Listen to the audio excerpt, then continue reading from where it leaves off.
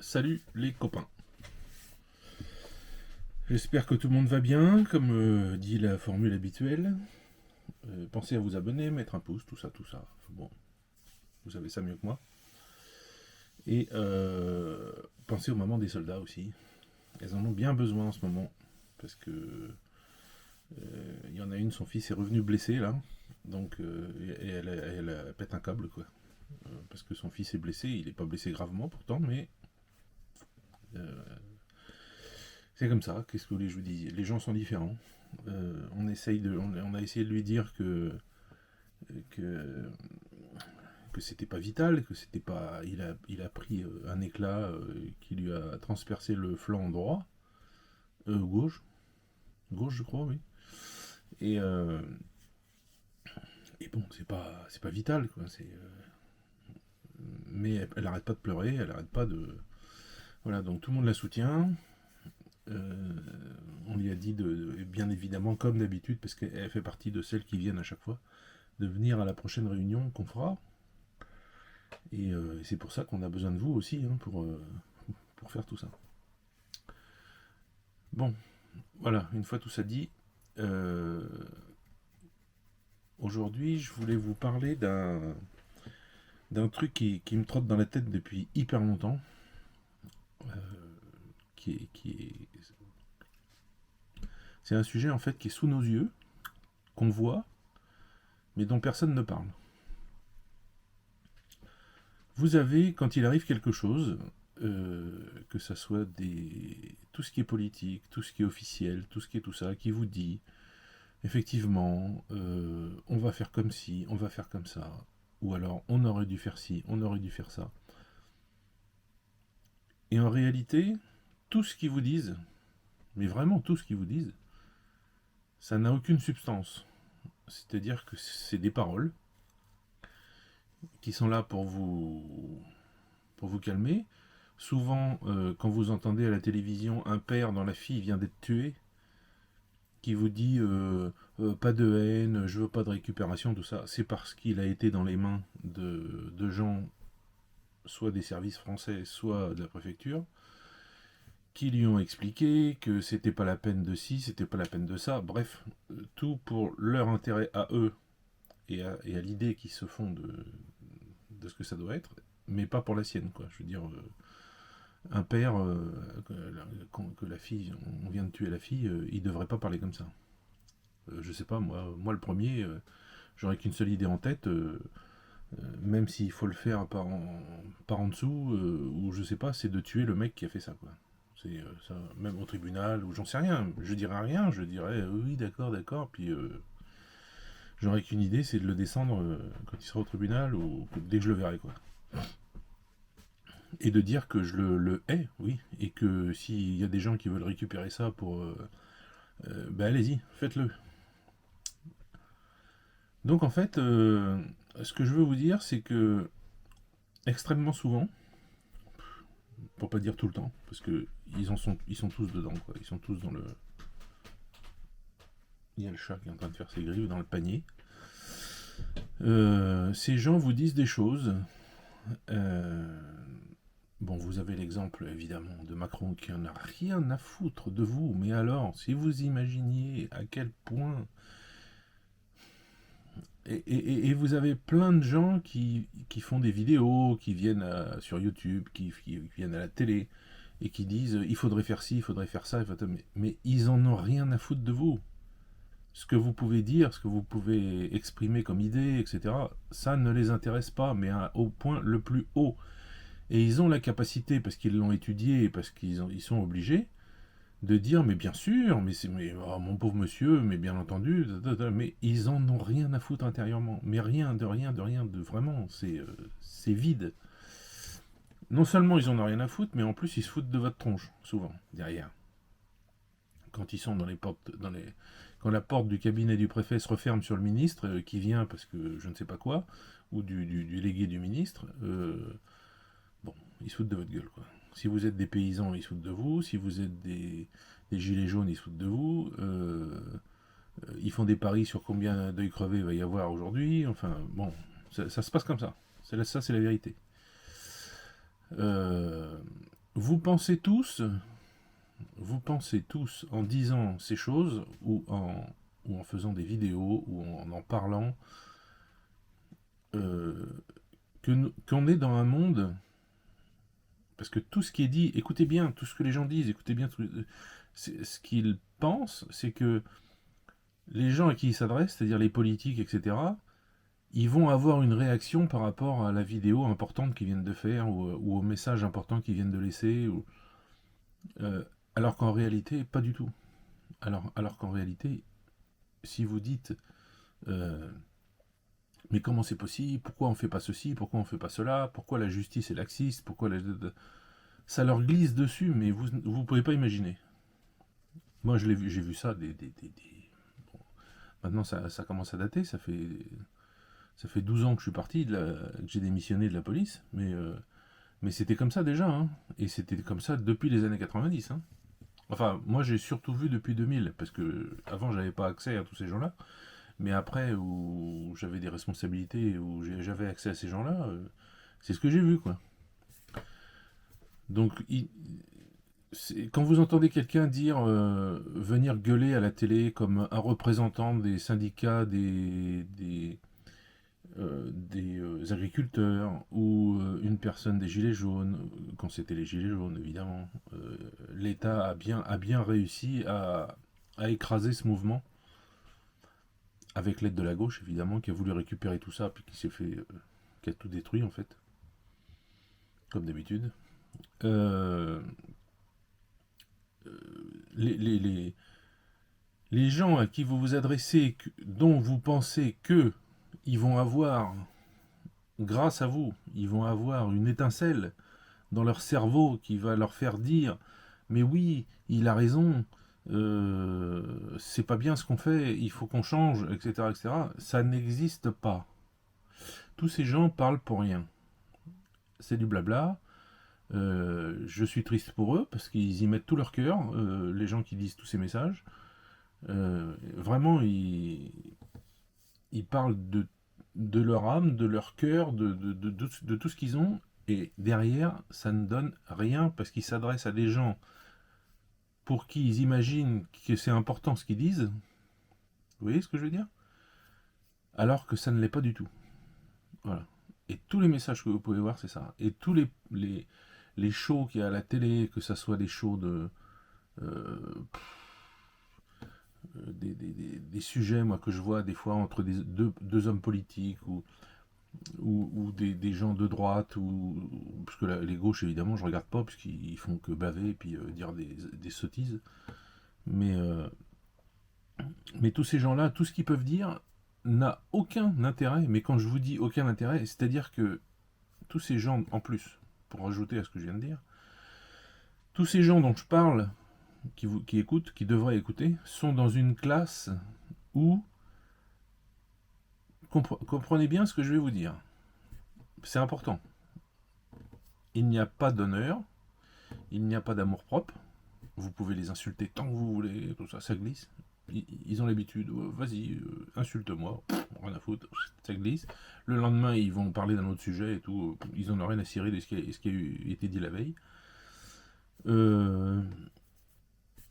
Vous, par exemple, si quelqu'un dit du mal sur vous, vous n'allez pas endormir de la nuit, ça va vous trotter dans la tête, ça va tourner, ça va vous énerver, ça va faire tout ça. Eux, ça ne fait pas ça. Ils sont une catégorie d'humains qui, il y a encore plusieurs décennies, était le bas du panier. C'est-à-dire des gens sans honneur, sans amour-propre, sans amour de leur prochain, sans religion. J'ai dit plein de fois, l'athéisme en France a détruit la France. Un pays sans religion, c'est un pays qui est mort. Donc là, grâce à tout ça, vous allez devenir tous musulmans au bout d'un moment. Mais pas musulmans comme il y a en Russie, hein. Vous allez devenir musulmans comme il y a en Syrie, en Libye maintenant, en Algérie, en tout ça. Enfin, musulmans comme ça. Parce que c'est ça vos musulmans à vous. C'est pas les musulmans qu'on a ici, ça n'a rien à voir. Ici, ils sont gentils, ils sont agréables, ils sont tout ça. En France, il y en a certains qui sont très sympas, j'en ai connu. Mais grande majorité, franchement, c'est pas. Enfin, ils sont là pour profiter, quoi, pas pour s'intégrer dans un pays ou quoi que ce soit. Ils apprennent déjà même pas la langue, donc et la langue qu'ils apprennent, ils la transforment en wesh, en ziva, en je sais pas quoi. Et certains Français, pour s'intégrer à ce genre de communauté, parlent comme eux. Alors ça, c'est incroyable. Moi, ça me fout en l'air, moi. D'ailleurs, j'essaye de plus regarder trop les sujets où il y a des Français qui témoignent et tout ça, parce que ça me gave. D'entendre des Français parler avec un accent, je vous jure que ça me gave. Euh, J'essaye de leur expliquer ça en Russie, ils n'arrivent pas à comprendre ça. Ils n'arrivent pas à comprendre qu'on puisse transformer sa langue à tel point que bah, les gens ne comprennent rien, quoi. Ici, ça n'existe pas, ça. Vous parlez russe, vous parlez russe. Il n'y a pas de ziva, de wesh, de machin, de plein de mots arabes qui sont rajoutés dans le langage. Enfin bon, alors vous allez me dire, avant on en avait des mots arabes dans la langue française, mais ça venait des colonies, ça venait d'avant, ça venait de 200, 300 ans avant. 50-50, euh, euh, non c'était pas 50-50, c'était... merde, comment on disait. Bon bref, c'est pas important. Il y avait des mots comme ça. Non, je dis 50-50, c'est nul. C'était pas 50-50, mais c'était un truc comme ça. Bon bref. Euh, Donc tout ça pour vous dire, vous avez bien compris que les gens à qui s'adressent les messages de tous les de certains youtubeurs que je vois des fois qui mettent du cœur à l'ouvrage, hein, qui veulent vraiment aider la France, qui veulent vraiment faire des choses, hein, pas les sous-crottes de gnous là, qui sont complètement bon bref, ça m'intéresse pas. Mais il y en a qui essayent de dire des choses, de faire des choses, des journalistes aussi qui essayent de faire des choses, et moi je sais pertinemment que tout ce qu'ils disent, c'est comme pisser dans un violon, quoi. Ça ne sert à rien. Mais à rien du tout. Ils ne les écoutent pas. Euh, la seule et unique solution pour qu'ils vous écoutent, mais elle est radicale, mais il n'y en a pas d'autre, à cause d'eux, parce que du fait qu'ils ne vous écoutent jamais, il n'y a pas d'autre solution. C'est pas d'aller manifester dans la rue. Là, j'ai un copain qui m'a envoyé qui va se reconnaître, qui m'a envoyé un truc comme quoi les taxis allaient faire une journée de manifestation parce que c'est vrai qu'ils sont pris vraiment pour des cons. Mais comme je lui ai dit, mais une journée de manifestation, mais ça va emmerder qui? À part les petites dames, les petites mamies qui doivent aller à l'hôpital ou des trucs comme ça. Ça va emmerder qui? Et ça va servir à quoi? Parce que le soir même, le chef du syndicat de machin des taxis, lui, qui est un arriviste certainement, va profiter de cette situation quand il va discuter avec le préfet, va lui dire bon bah d'accord, on va arrêter la manif, mais et, et moi j'ai quoi? Des gens intègres, rappelez-vous, je sais plus quelle usine c'était, où le chef du syndicat qui s'est montré aux informations en permanence, qui gueulait et qui était là, blablabla. C'était sous Hollande, je crois, hein. Euh, il a fait arrêter les manifs, parce qu'il a dit oh mais c'est bon, là ça va aller et tout. Et on le retrouve comme député européen du Parti Socialiste. Rien que ça. Donc vous voyez, c'est tout comme ça. C'est tout comme ça. Le gars qui gueulait pour les agriculteurs, il y a le mec du gouvernement qui lui file un petit papier dans la main. Qu'est-ce que c'est que ce petit papier? C'est son numéro de téléphone, certainement. Euh, Enfin bref. Vous voyez ce que je veux dire? Et ils sont tous comme ça. Vous allez me dire, oui, mais j'en connais un qui. Non, vous en connaissez pas un qui. Vous pensez connaître un qui, peut-être éventuellement, mais il se fera corrompre pareil. Donc il n'y a pas 50 000 solutions. Manifester. Si vous voulez manifester armé, vous n'avez pas le droit. Bon, si vous prenez le gauche, euh, en face, ils vont être armés aussi, hein. La police, ils vont pas se laisser tirer dessus, parce que sur qui les manifestations armées, sur qui ils vont tirer? Sur les policiers. Les policiers, eux, ils sont là pour faire leur job, c'est tout, hein. Pas pour... On pourrait revenir sur l'histoire des gilets jaunes, des tirs dans les yeux, et je pourrais vous expliquer pourquoi ils ont fait ça. Je peux vous l'expliquer d'ailleurs, c'est pas compliqué. Il n'y avait pas assez d'effectifs. Ils ont mis avec des équipements de maintien de l'ordre des gens qui n'avaient jamais fait de maintien de l'ordre de leur vie. Par exemple des policiers des commissariats, ou bon, qui ne sont pas du tout formés au maintien de l'ordre. Dans ces policiers, il y avait des jeunes issus d'immigration ou issus de la racaille, parce que quand vous les entendez parler, c'est pas autre chose. Et on leur a donné la nouvelle arme, là, jaune fluo, là, je sais pas comment elle s'appelle. C'est pas un flashball, c'est un truc, mais qui tire plus loin, et c'est une toute petite bille, donc ça fait hyper mal ce truc, quoi. Avec un viseur. Et on leur a donné ce jouet. Et qu'est-ce qu'ils ont fait? Ils ont tiré. Comme ils n'ont jamais eu de formation, parce que dans la formation, à tous les policiers, on leur dit. Moi, on me l'avait dit quand j'avais été formé au flashball, vous savez, le gros truc avec deux grosses balles, là, comme ça, là, comme un fusil de chasse court, avec deux grosses balles de tennis. On nous disait, pas la tête, pas la tête, jamais, jamais la tête, jamais la tête, jamais la tête. Tous les 3 minutes, on nous répétait, jamais dans la tête, jamais dans la tête, jamais dans la tête. Eux, ils n'ont pas eu de formation, ils ont tiré, parce que ça les a fait rigoler, dans la tête. Et le pire, c'est que quand ils ont tiré dans la tête, ils auraient dû immédiatement être retirés du truc et sanctionnés. Et là, la justice serait passée, et là, il y aurait eu peut-être des soucis, l'administration, parce que le type, il aurait dit, oui, mais attendez, moi, on m'a donné ça, j'ai jamais été formé, et c'est l'administration qui aurait mangé. Donc, pour pas qu'il y ait ça, ils ont laissé faire. Ils ont laissé. Vas-y, continue. Et du coup, bah, voilà, tous les gilets jaunes blessés aux yeux, c'est ça. C'est parce que c'est des gens non formés, à qui on a donné des armes qu'ils auraient jamais dû avoir, et qu'on n'a pas sanctionné dès qu'ils ont fait une connerie. Premier œil qui a été crevé, on aurait dû, enfin je veux dire, l'administration aurait dû foutre le nez là-dedans, et puis dire mais attendez, non, non, non, faut pas donner des armes aux gens non formés, qu'est-ce que vous me faites là? Ou alors ils ont eu 2 heures de formation avant la manif, quoi, vous voyez? Mais certainement pas une formation normale comme on doit avoir. Et on vous répète toutes les 3 minutes qu'il faut pas tirer dans la tête. Vous comprenez? Donc, donc ça, c'est des choses bah, que les avocats peuvent se servir, hein, ce que je vous dis là, hein, parce que c'est la réalité. Hein. Donc, comprenez que, à part s'attaquer au bien, je serais tenté de dire autre chose, mais au bien déjà de ces gens, pas aller manifester sur les Champs-Élysées et tout péter, mais aller manifester par groupe devant leur château et tout péter.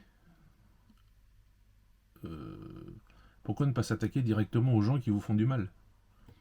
Je veux dire, les commerçants sur les Champs-Élysées, ils y sont pour rien. Ils n'ont rien fait de mal aux gens. On leur pète leur vitrine, un coiffeur, un machin. Une banque, à la rigueur, je veux bien, mais parce que c'est le système, c'est tout ça. Bon, et puis les banques, maintenant, c'est inadmissible ce qu'ils font. Je veux dire, de vous empêcher de retirer plus de 300 euros par mois au distributeur, c'est inadmissible. Je veux dire, en Russie, ça fait rire tout le monde. Quoi. Ici, vous retirez 50 millions d'euros si vous voulez. S'ils sont dans le distributeur, vous pouvez les retirer. Donc c'est complètement hallucinant. Et donc, bon, une banque, j'arrive à comprendre.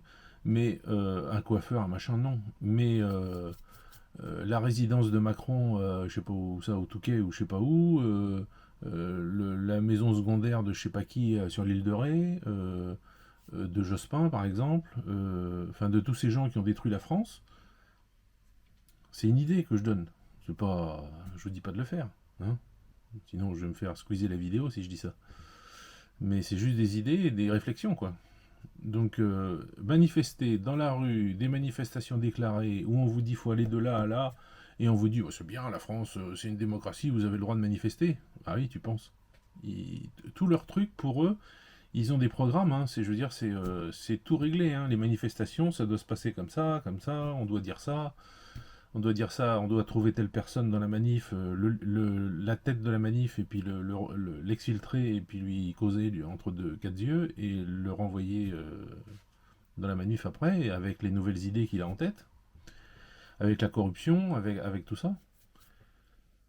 Bref, j'espère que vous comprenez ce que je veux dire. Donc en Russie, pourquoi ça n'arrive pas, et ça n'arrivera jamais, enfin du moins j'espère pas, euh, parce que on a ici un président et un gouvernement. Enfin, en fait, c'est surtout le président qui décide, hein. Si le président dit au ministre, maintenant tu fais comme ça, le ministre, il fait ce que le président a dit, hein. Et c'est normal. Euh, on a un président qui, contrairement au vôtre, fait des choses pour les gens. Il pond des lois, des fois, pour les gens, et non pas contre les gens. Notamment, pour tous les gens qui vivent à la campagne, moi j'en suis un exemple, moins 30% sur l'énergie, sur l'électricité et le gaz. Voilà. On paye tous les Russes qui vivent à la campagne. Voilà. Ensuite, il pond une loi qui dit, alors c'est sûr que en France, il n'y a pas le gaz, il n'y a pas l'électricité, mais à ce moment-là, il faut vivre avec ses moyens. Il faut arrêter de faire les malins partout dans le monde. Euh, Poutine a décidé que tous les Russes doivent avoir le gaz. Parce que le gaz, c'est pas cher, parce que ça chauffe bien, parce que voilà, pour l'hiver, on a un hiver rude, donc tous les Russes doivent avoir le gaz. Donc il y a un pipeline qui a été créé à travers toute la Russie, comme ça, jusqu'à Vladivostok, d'où partent plein de branches. Et ces branches vont petit à petit, hein, et ça se fait pas en un jour, partout pour arriver jusqu'aux endroits où les gens n'ont pas le gaz. Où ils se chauffent qu'au bois, où ils doivent aller couper du bois tout le temps dans les forêts, parce qu'ils vivent au milieu des forêts, dans des villages. Enfin bon. Donc voilà. Le genre de loi, de règles et de lois que pond le président russe. Ensuite, par exemple, la loi qui fait bondir tous les journalistes en France, qui disent que la Russie est anti-homosexuelle, etc., ce qui est absolument, mais alors absolument pas vrai. Il n'y a qu'une seule loi, une seule, il n'y en a qu'une. C'est interdiction de faire la publicité de tout ce qui est LGBT, machin, tout ça, donc l'homosexualité aussi, aux mineurs. Interdit. Donc ça veut dire que, évidemment, pas à la télé, pas au cinéma, pas dans la rue, pas au théâtre, pas tout ça. Parce que un mineur peut être là à regarder. Donc du coup, bah, ça va de soi. Si c'est interdit, si c'est des choses autorisées aux mineurs, eh ben non, vous n'avez pas le droit de faire la publicité de ce genre de truc. Donc vous ne verrez pas de feuilleton avec, comme j'ai vu en France, avec... je me rappelle de ça, je sais plus dans quel truc c'était, un truc de crétin, un truc à 50 000 épisodes, là, pas Hélène et les garçons, mais un machin comme ça qu'il y a eu après, hein, où un prêtre noir roule une galoche à une fille homosexuelle qui veut devenir un homme, et je sais pas quoi. Enfin bon, le pire de tout ce qui peut se passer, on l'avait devant les yeux, quoi. Et les gosses, ils voient ça. Bon, bah en Russie, c'est interdit. Voilà. C'est le seul truc qui est interdit. Poutine l'a dit d'ailleurs, il a dit que quand un Russe a 18 ans, il fait ce qu'il veut. Et on n'a rien à lui dire. S'il a envie d'être transsexuel et de faire ça chez lui, et de devenir une femme, et de tout ça, c'est son problème. Il fait ce qu'il veut. Et personne n'a rien à lui dire. Voilà, vous comprenez? Donc en France, on vous dit, oh, la Russie est contre les homosexuels. Non, pas du tout. Elle est contre la publicité aux mineurs. Voilà. Tant que vous n'avez pas 18 ans, vous n'avez pas à changer de sexe, etc., comme ils font. C'est la grande mode en ce moment, là. Puis après, on voit de plus en plus de gamins maintenant qui disent, oh bah si j'avais su, bah oui, mais trop tard, on t'a coupé le zizi, mon gars. Bon, enfin bref. On va pas parler de ce sujet-là parce que ça va me gonfler. Parce que c'est bien un truc qui me gonfle. De voir la déliquescence de la jeunesse en France, mais c'est incroyable, incroyable. C'est incroyable. Et quand je vois ici comment ils sont, les gosses, alors que les Russes eux-mêmes, anciens, disent oh, les jeunes, ils sont moins qu'avant, tout ça. Et bah, ils sont moins qu'avant, mais je vous jure qu'ils sont quand même 10 000 fois plus que les petits Français, hein.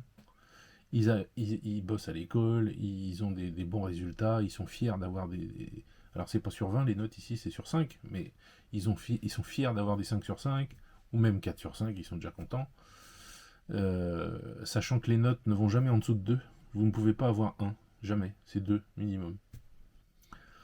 Euh, donc ça va de 2 à 5 en fait, voilà. Mais officiellement, le 1 existe, mais personne n'a jamais 1, ni 0.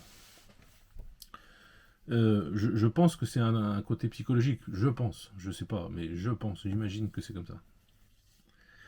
Voilà, donc je voulais vous dire ça.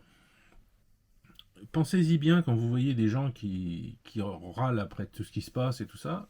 Et puis regardez, Macron, là, a été chopé avec un sachet de coke. Il faut arrêter de nous dire que c'en est pas un, que c'est un sopalin, tout ça. C'est peut-être un sachet en papier et non pas en plastique qui contenait. Et l'autre, il cache la petite cuillère qui était à côté. Les petites cuillères qui sont faites exprès pour ça, pour prendre dans le sachet. Vous voyez, puis ils mettent faire une ligne. Euh, ça ressemble à une mini cuillère à thé, en fait. Vous savez, les cuillères à thé qui sont plus petites que les cuillères à café, mais encore plus petites. Et, euh, et alors et qui va dire quelque chose? Qu'est-ce qu'il en a à foutre, l'autre? Les médias, quelques médias de droite, là, qui passent ça, puis les gens qui regardent tout ça, puis qui voient que l'autre, c'est un toxico. Mais tout le monde le savait. Et les députés, ils vont faire quelque chose? Ils vont... non? Ben non, bien sûr. Parce que soit ils en croquent aussi, soit ils s'en foutent, soit ils veulent trop rester à leur place, et ils veulent surtout pas la perdre. Donc voilà, vous voyez, vous êtes dans un monde comme ça. Moi, je suis pas dans un monde comme ça. En Russie, ça se passe pas comme ça.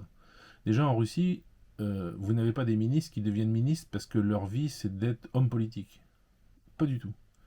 Vous avez des ministres qui deviennent ministres parce qu'ils sont compétents dans leur domaine. Le ministre de l'économie, c'est un type top de l'économie. Le premier ministre, je vous jure, on le voit jamais. On le voit très peu à la télé. Mais c'est un champion. C'est un champion. Si la Russie a résisté à toutes les sanctions et tout ça, c'est grâce à lui. Moi, je lui tire mon chapeau à ce type parce que vraiment, il a fait un super boulot. Euh, vous avez eu juste une exception avec, au début, enfin, après quelques temps de SVO, de l'opération spéciale, Shaïgo a été viré du ministère des Armées. Pourquoi?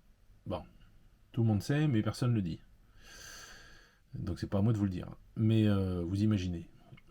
Mais on a mis à la place, chose qui ne s'était jamais faite avant, on a mis quelqu'un qui n'est pas militaire.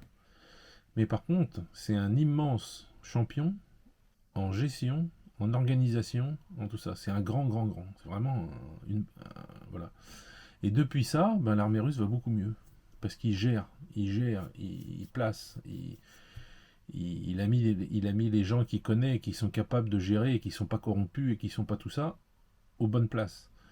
Et ça se passe très bien. Et c'est grâce à lui aussi. C'est celui que vous avez vu, si vous avez regardé le défilé sur la place rouge, c'est celui qui vient et qui est en civil dans la voiture, là, et qui rencontre le général qui commande la place de Moscou.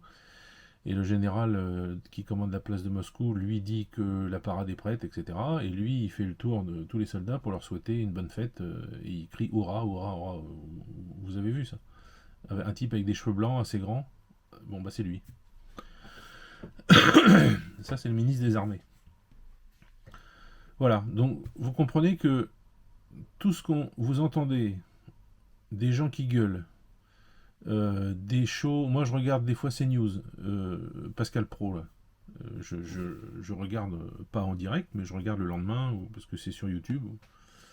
Euh, Ces gens-là vous disent ouais, mais ça va pas, là ça va pas, faudrait faire comme ça, faudrait faire comme ci, faudrait faire comme ça. Ceux qui dirigent n'en ont rien à foutre. En fait, ces émissions, elles sont pour vous, elles sont pas pour eux. Parce que il y a un moment, il y a une sorte de plaque de béton de 15 mètres qui empêche toute idée de passer de là où vous pensez qu'on est jusqu'à ces gens qui sont au-dessus. Euh, je suis pas du tout révolutionnaire, mais va y avoir un moment, il va falloir que vous fassiez quelque chose. Euh, je veux pas dire ce qu'il faut faire ou quoi que ce soit parce que je suis loin, je ne serai pas dedans, donc c'est facile de dire de loin qu'est-ce qu'il faut faire. Mais j'espère qu'il y a des gens qui vont prendre les rênes de tout ça. Bon, il y a beaucoup de gens qui voyaient le petit-fils de De Gaulle, mais maintenant il en a tellement eu marre qu'il est en Russie, on lui a donné le passeport russe et il vit ici. Et il travaille ici. Voilà. Et il n'en peut plus de la France aussi, lui. Si des gens lui demandaient, mais faudrait vraiment que ça soit pas comme ça s'est passé avec Zemmour, par exemple, où plein de gens lui ont dit, et puis au final, il a fait, je sais pas moi, 3% aux élections, quoi. Donc, c'était soude de sa gueule, quoi. Enfin, C'est bizarre, quoi. Donc c'est pas ça qu'il lui faut, lui. Et lui, s'il voulait qu'il revienne et puis qu'il fasse quelque chose, et encore, je sais même pas si lui, il serait capable de faire quelque chose. Je pense qu'il est trop gentil. Il est très gentil, hein, ce monsieur. Hein. C'est Pierre, je crois qu'il s'appelle Pierre de Gaulle. Il est très très sympa, il est très très gentil, tout ça, mais pour diriger un pays, je pense qu'il n'a pas la poigne. Enfin, peut-être. Alors, ça serait une surprise, quoi. Peut-être qu'il pourrait, j'en sais rien. Moi, je vois absolument personne en France qui puisse, en qui vous pourriez avoir confiance et qui ferait le job. Le RN, non. Ils ont retourné leur veste 10 fois, donc non, non. Ils veulent rester dans l'Europe, ils veulent tout ça. Ils veulent les places au Parlement européen pour les copains. Ils veulent. Non, non, non. C'est devenu un parti de copains, comme les autres. Les socialistes, bon, on n'en parle pas. Ils ont détruit la France. LFI, bon, bah là, j'allais dire c'est des clowns, mais c'est pire que des clowns. C'est des gens. C'est des gens foncièrement mauvais. Voilà. Les, les, les jeunes qui font partie de ce parti et puis ceux qui dirigent ce parti, c'est des gens mauvais. Ils sont mauvais. Ils sont. Si la France était religieuse, on pourrait dire que c'est le diable. Voilà. Ils sont le diable, je pense. Les LR, c'est fini, c'est bon. Ils ont été avec Chirac, avec Sarkozy, tout ça. On a vu, ils n'ont rien fait du tout. Donc, ils ont fait du pipeau, autant que les autres. Les années Sarkozy et les années Hollande et les années Macron, c'est la même chose. Donc voilà, c'est pas la peine. Voilà, qui d'autre? Ben personne. Qui y a d'autre? Vous allez me dire Asselineau, il est tout petit, et puis ils font tout pour qu'on le voit pas, et les gens sont pas assez intelligents pour aller pour ils voient juste les informations en rentrant le soir, donc ils savent même pas qui c'est Asselineau. Philippot qui essaye de faire parler de lui avec des manifestations, tout ça, bon, je pense on parle plus de lui en Russie qu'en France. Parce qu'en Russie, quand il y a des manifestations de soutien à la Russie, ou des trucs comme ça, et que c'est les patriotes qui font, ici ça se dit. Ça passe aux infos, ouais. Ou vous avez des sujets sur YouTube ou des trucs comme ça, avec des mecs qui disent regardez, en France, il y a des gens qui se réveillent et tout. Ouais, mais le problème, c'est qu'il y a des gens, ouais, il y a des gens, et pas beaucoup de gens.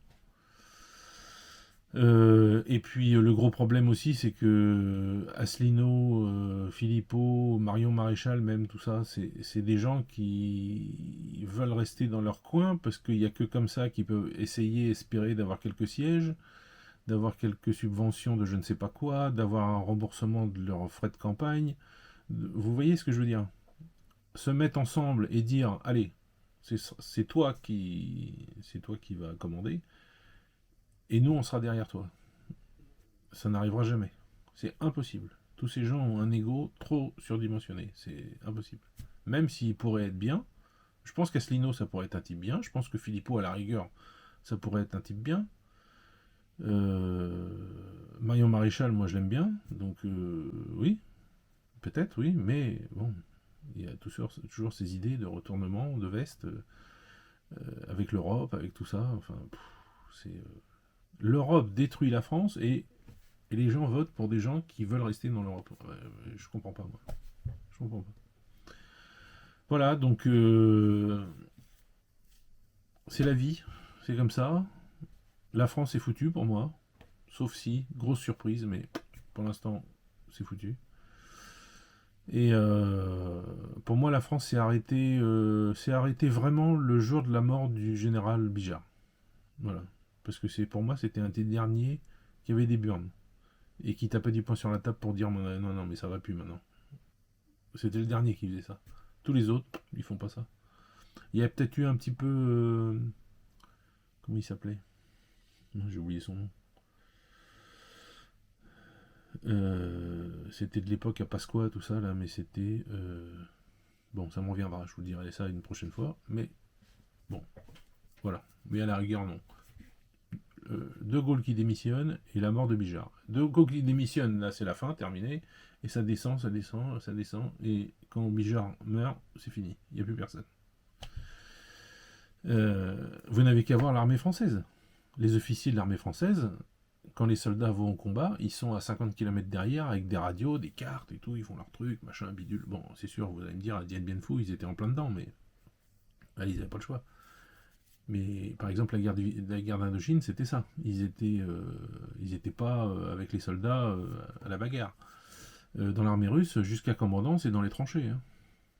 Et ouais, il y a beaucoup de pertes chez les officiers supérieurs, hein, parce que, je veux dire, par rapport au nombre de soldats, il y a un pourcentage d'officiers supérieurs qui y meurent, parce que, suite à des bombardements ou tout ça, parce qu'ils sont dans les tranchées avec les soldats. Ils sont pas derrière, ils sont pas cachés. Voilà. Bon voilà, alors j'espère que j'ai été clair, j'espère que le message est passé, que vous comprenez l'idée que je voulais vous donner, qu'ils s'en foutent de vous en fait, qu'ils en ont rien à cirer. Vraiment, hein, vraiment, vraiment. Moi je rajoute un peu, mais je vois toujours Poutine quand il reçoit les mamans des soldats ou tout ça, des fois il a une larme à l'œil, des fois il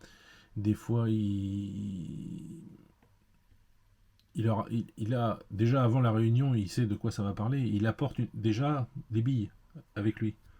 Par exemple, un budget pour aider au retour je sais pas, ou à l'enterrement des soldats, enfin bon, j'en sais rien, n'importe quoi, ou à l'achat des drapeaux, bon, c'est normal, vous me direz qu'ils fassent ça, mais les associations de mamans de soldats aussi, elles ont des fois des budgets. Bon, bah la nôtre est trop petite, donc nous, on n'a rien du tout. Mais, euh, mais bon, c'est comme ça. Bon, bah je vous laisse. J'espère que j'ai été clair. Et puis, c'est une vidéo qui va faire 36 minutes. Je pense que vous n'allez pas regarder jusqu'au bout. Allez, je vous laisse. À plus.